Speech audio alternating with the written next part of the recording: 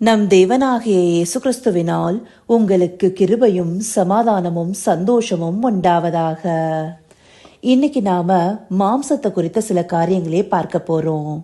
மாம்சம்னு சொல்லும்போது அது நம்முடைய சரீரத்தையே குறிக்கும். இந்த மாம்சத்தை குறித்த சில தவறான கருத்துக்கள் விசுவாச பிள்ளைகள் மத்தியில நிலவுது. இதை நம்ம தெளிவா புரிஞ்சுக்கிறதுக்காக சில வேத பகுதிகளை பார்க்க போறோம். அதற்கு நாம பிரதானமா எடுக்கக்கூடிய வேத பகுதி ரோமர் 6வது அதிகாரம் வசனம் 19. Romans chapter 6 verse 19.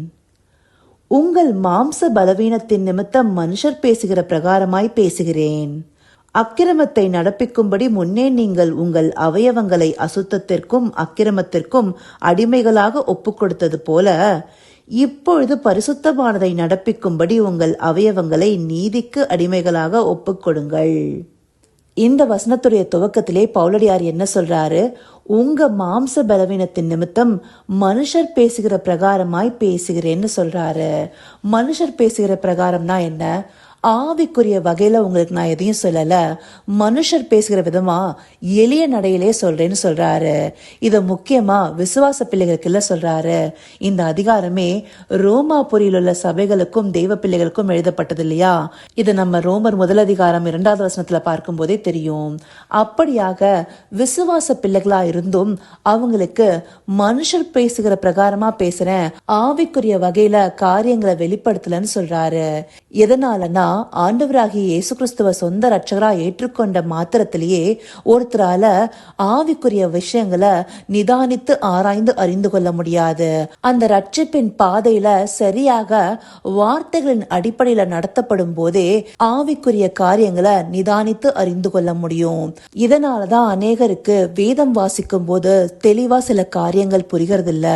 ஏன்னா ஆவிக்கேற்றபடி அதை விளங்கிக் கொள்கிறதற்கு முதலாவதாக ஆவிக்குரிய நிதானம் நமக்குள்ளார வர ஆரம்பிக்கணும். அதற்கு நாம என்ன செய்யணும்? மேற்படியா இந்த வசனத்தை பார்க்கும்போது அக்கிரமத்தை நடப்பிக்கும்படி முன்னே நீங்கள் உங்கள் அவயவங்களை அசுத்தத்திற்கும் அக்கிரமத்திற்கும் அடிமைகளாக ஒப்பு கொடுத்தது போல. ஆண்டவராகிய இயேசு கிறிஸ்துவ அறிந்து கொள்வதற்கு முன்பாக பாவத்திற்குள்ள விழுந்தவர்களாக இந்த மாம்ச வாழ்க்கையை வாழ்கிறவர்களாக நாம் இருந்தோம். மாம்ச வாழ்க்கையை வாழ்கிறதுனா என்ன? நம்முடைய சுய விருப்பத்தின்படி வாழ்கிறது. மத்தேயு 16வது அதிகாரம் 24வது வசனத்தை எடுத்துட்டோம்னா ஆண்டவராகிய இயேசு கிறிஸ்து சீஷர்களை நோக்கி என்ன சொல்றாரு? ஒருவன் என்னை பின்பற்றி வர விரும்பினால் அவன் தன்னை தான் வெறுத்து தன் சிலுவையை எடுத்துக்கொண்டு என்னை பின்பற்ற கடவன். தன்னை தானே வெறுக்கிறதுனா என்ன?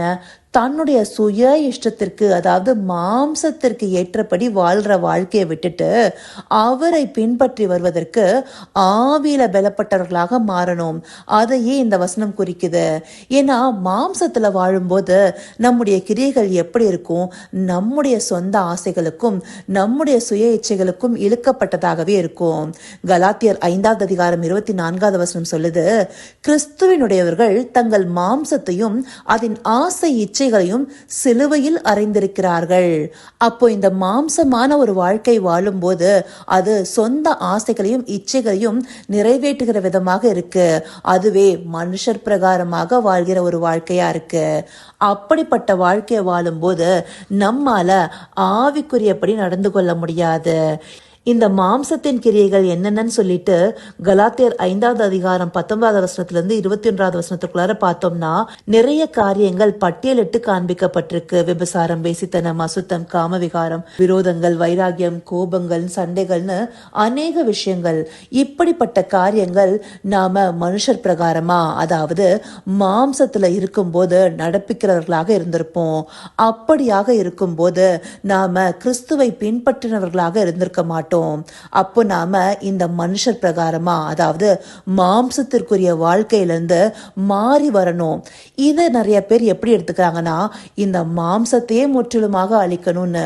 ஆனா இந்த மாம்சமானது இருக்கணும், மாம்சத்தின் கிரியைகள் தான் அழிக்கப்படணும். இந்த மாம்சமான சரீரம் இல்லைன்னா நாம எப்படி ஆவியில காரியங்களை நடப்பிக்க முடியும்?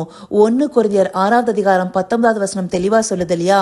நம்முடைய சரீரம் தேவனாலே பெற்றதும் தேவனுடைய பரிசுத்த ஆவியானவர் தங்கியிருக்கிற ஆலயம்னு நம்ம அறியாம இருக்கோமான்னு. அப்படியாக இந்த சரீரமானது ஆவியானவர் தங்கியிருக்கிற ஆலயமா இருக்கு. இந்த மாம்சம் தேவையா இருக்கு. மாம்சத்தினுடைய கிரியையே அழிக்கப்பட வேண்டியதா இருக்கு. அதை நாம புரிந்து கொள்ளணும். உபவாசத்தின் மூலமாக மாம்சத்தை ஒடுக்கிறதுனா கூட நாம இந்த மாம்சத்தினுடைய தேவைய ஒடுக்கி வைத்துட்டு ஆண்டுடைய வார்த்தைகளுக்கு இடம் கொடுப்பது, அவருடைய வார்த்தைகள் மூலமா நம்முடைய உள்ளார்ந்த மனிதனாகிய ஆவிக்குரிய மனிதனை பலப்படுத்துவது. அப்படி பலப்படுத்தும் போது மாம்சத்தினுடைய கிரியைகள் அழிக்கப்படுவதற்கு ஏதுவாக இருக்கும். அப்படியாக நம்முடைய அவயவங்கள் முன்னே அசுத்தத்திற்கும் அக்கிரமத்திற்கும் அடிமைகளாக இருந்தது. ஆனா இப்பொழுது பரிசுத்தமானதை நடப்பிக்கும்படி உங்கள் அவயவங்களை நீதிக்கு அடிமைகளாக ஒப்புக்கொடுங்கள். அப்போ இந்த மாம்சத்தின் கிரியைகள் எல்லாம் ஒடுக்கி நம்முடைய சுய விருப்பம்ங்கிறத முற்றிலுமாக அழித்து தேவனுடைய சித்தத்திற்கு ஒப்பு கொடுக்கிற பரிசுத்தமான வாழ்க்கையை நாடுகிறவர்களாக இருக்கணும். அப்போ இந்த மாம்சத்திலிருந்து அழிக்கப்பட வேண்டியது சுயமே. இந்த சுயமானது அழியும் போதுதான் நம்முடைய ஆசைகள், இச்சைகள் இதை எல்லாத்தையும் விட்டுட்டு தேவனுடைய சித்தத்தை நோக்கி பார்த்து பரிசுத்தமானதை நாடுகிறவர்களாக இருப்போம். அதனால்தான் ரோமர் 12வது அதிகாரம் 1 வசனம் என்ன சொல்லுது? அப்படி இருக்க சகோதரரே, நீங்கள் உங்கள் சரீரங்களை பரிசுத்தமும் தேவனுக்கு பிரியமுமான ஜீவ பலியாக ஒப்பு கொடுக்க வேண்டும் என்று. அப்போ இந்த சரீரமானது பரிசுத்த ஜீவ பலியாக மாறணும். அது எப்ப மாற முடியும்? இந்த மாம்சத்தில் இருக்கிற சுயம் என்னும் கிரியைகள் அழிக்கப்படும் போது நம்முடைய அவயவங்கள் எல்லாம் பரிசுத்தத்திற்கு ஏதுவான ஜீவ பலியாக மாறும். அப்படியாக மாறும் போதே நமக்குள்ளார ஒரு ஆவிக்குரிய நிதானம் வரும். ஆவிக்குரிய காரியங்களை பேசும்போது நமக்கு அது தெளிவான அர்த்தமும் கொடுக்கும். இததான் ரோமர் 8வது அதிகாரம் 13வது வசனம் சொல்லுது.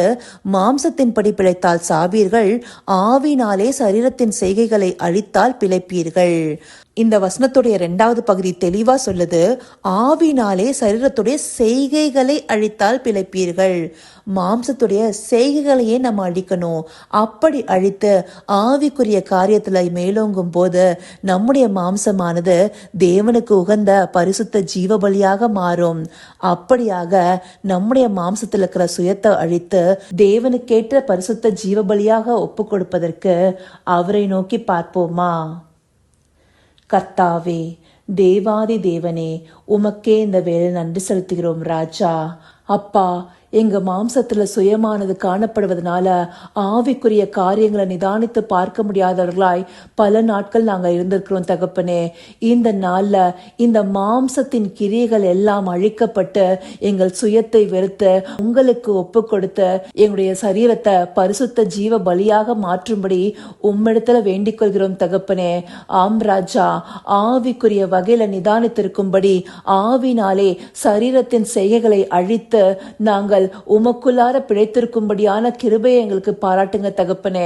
அப்படியாய் தேவரீர் எங்களை நடத்த போகிற கிருபைக்காய் நன்றி செலுத்துகிறோம். சகலவித துதி, மகிமை, கனம் யாவும் ஒருவருக்கே செலுத்துகிறோம். இயேசு கிறிஸ்துவின் மூலமாய் வேண்டிக் கொள்கிறேன் பிதாவே. ஆமேன், ஆமேன்.